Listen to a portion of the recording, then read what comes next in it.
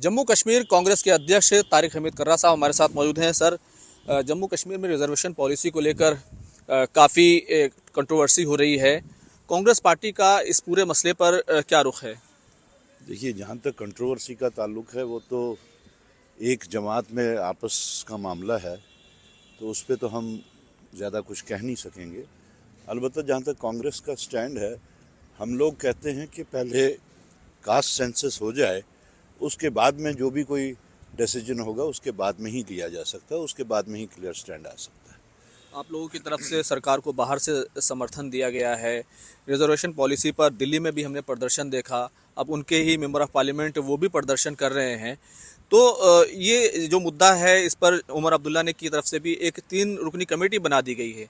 तो ज़मीन में क्या वाकई इससे बहुत ज़्यादा दिक्कत पैदा हो रही है? नहीं, हम तो फिर वही कहेंगे कि ये इनका इस वक्त जो भी वहाँ पे हो रहा है वो उनका इंटरनल इशू है, और उस इंटरनल इशू पे हमारे वास्ते बात करना जायज़ नहीं बनता। बाकी जो हमारा स्टैंड है वो उस स्टैंड पे हम बरकरार हैं कि कास्ट सेंसस जल्द से जल्द होना चाहिए। राहुल जी भी उसके ऊपर प्रेस करते आए हैं, पार्लियामेंट में भी, पार्लियामेंट से बाहर भी। और कास्ट सेंसस होने के बाद में ही जब उसकी रिपोर्ट आएगी तभी कहीं हम आगे का क्या स्टैंड रहेगा उस पर बात कर पाएंगे। सरकार से क्या आप लोग बात रख रहे हैं कि क्योंकि समर्थन तो है आपकी तरफ से कि वो कास्ट सेंसस में शुरू कराए, क्योंकि कई राज्यों में इस तरह की चीज़ें शुरू हुई हैं? कास्ट सेंसस की तो हमने बात कही हुई है कि जो हमारा नेशनल लेवल का जो स्टैंड है उसी स्टैंड के तहत हमने बात कही है, और हम इंतज़ार कर रहे हैं उस सेंसस का। सर, जम्मू कश्मीर कांग्रेस आज प्रदर्शन कर रही है पूरे जम्मू कश्मीर में। जो जिस तरीके से डॉक्टर भीमराव अंबेडकर साहब को लेकर पार्लियामेंट में कंट्रोवर्सी हुई और गृह मंत्री अमित शाह के ऊपर तमाम तरह के आरोप लगे, लेकिन बीजेपी भी इसको कह रही है कि सरकार को तो आवाम लोग को गुमराह करने की कोशिश की जा रही है, उनके मुख्यमंत्री उतारे जा रहे हैं। देखिए, बीजेपी क्या कह रही है वो तो पूरी दुनिया को पता है क्या कह रही है और क्यों कह रही है। ये उनकी जो डाइवर्शनरी स्ट्रेटजी है, टैक्टिक्स जो हैं, ये सिर्फ जो मेन मुद्दा है उसको लेके वो ऐसी डाइवर्शनरी टैक्टिक्स कर रहे हैं। पार्लियामेंट में बहस हो रही थी कॉन्स्टिट्यूशन को लेके, और जब कॉन्स्टिट्यूशन के सिलसिले में इसी दौरान में उन्होंने वन नेशन वन इलेक्शन का बिल लाया, वो नाकाम हो गई वहाँ पे।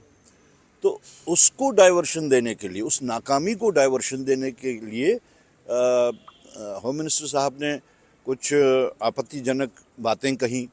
तरीक़ेकार उनका बिल्कुल गलत था, वो डिसरिस्पेक्टफुल था। इस लेवल पे पहुंच के ऐसी डिसरिस्पेक्टफुल एटीट्यूड और अल्फाज का इस्तेमाल करना मेरे ख्याल में बहुत ही ज़्यादा आपत्तिजनक है। तो उसको डाइवर्शन देने के लिए उन्होंने कुछ और बातें शुरू कर दी, जैसे भीमराव जी के बारे में उन्होंने बहुत ही डेरोगेटरी अल्फाज इस्तेमाल किए।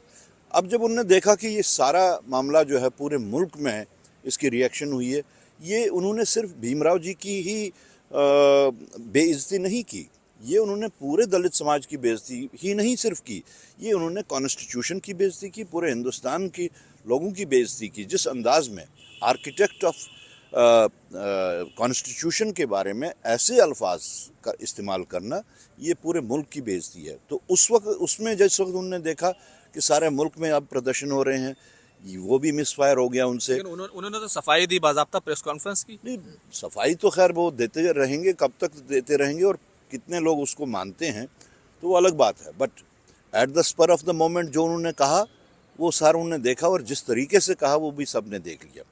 अब जब उससे भी उनको लगा कि पूरे मुल्क में अब इसके ख़िलाफ़ में रोष पैदा हो गया है, तो एक और डाइवर्शन दे दिया उनने। तो उनका डाइवर्शनरी टैक्टिक्स जो है वो अब एक्सपोज्ड हैं उस चीज़ के वास्ते। और जम्मू कश्मीर में हमने इसके ऊपर लगातार 3 दिन पहले प्रदर्शन किए, और बहुत ही सख्त किस्म के, बहुत ही कामयाब प्रदर्शन रहे। आज भी वहाँ पे जम्मू में आप लोग क्या चाहते हैं इस पूरे मामले में? गृह मंत्री अमित शाह माफी मांगे? हमने तो ये कहा था कि नैतिकता पे, on moral ground, home minister साहब को इस्तीफ़ा देना चाहिए। अगर वो नहीं देते तो प्राइम मिनिस्टर साहब से हमने डिमांड की कि in the interest of the nation, in the interest of the people of India, वो उनको सैक करें। क्योंकि जिस तरीके से इस वक्त वो सारा कुछ हो रहा है उसमें ऐसी बात इस सोसाइटी में होना मेरे ख्याल में काबिल कबूल नहीं है। अभी हाल ही में देखा है कि उमर अब्दुल्ला साहब के बयान जो हैं वो कांग्रेस के स्टैंड या इंडिया अलायंस के स्टैंड से अगेंस्ट जाते रहे हैं। जिस तरीके से बैलेट पेपर को लेकर बयान आया, हालांकि स्टेटहुड को लेकर उन्होंने अपनी मांग गृह मंत्री अमित शाह के सामने रखी है। देखिए, जहाँ तक स्टेटहुड का ताल्लुक है, कांग्रेस का स्टैंड जो है वो स्टेटेड स्टैंड है, प्रिंसिपल स्टैंड है। हमने इलेक्शन से पहले इस चीज़ को हमने हाईलाइट किया था, ये सब जानते हैं। राहुल जी जब श्रीनगर आए उस दिन भी उन्होंने ये बात कही कि अगर बीजेपी नहीं देगी तो कांग्रेस उसके वास्ते पार्लियामेंट के अंदर, पार्लियामेंट के बाहर हर किस्म की जद्दोजहद करने को तैयार है। सो हमारा वो प्रिंसिपल स्टैंड है।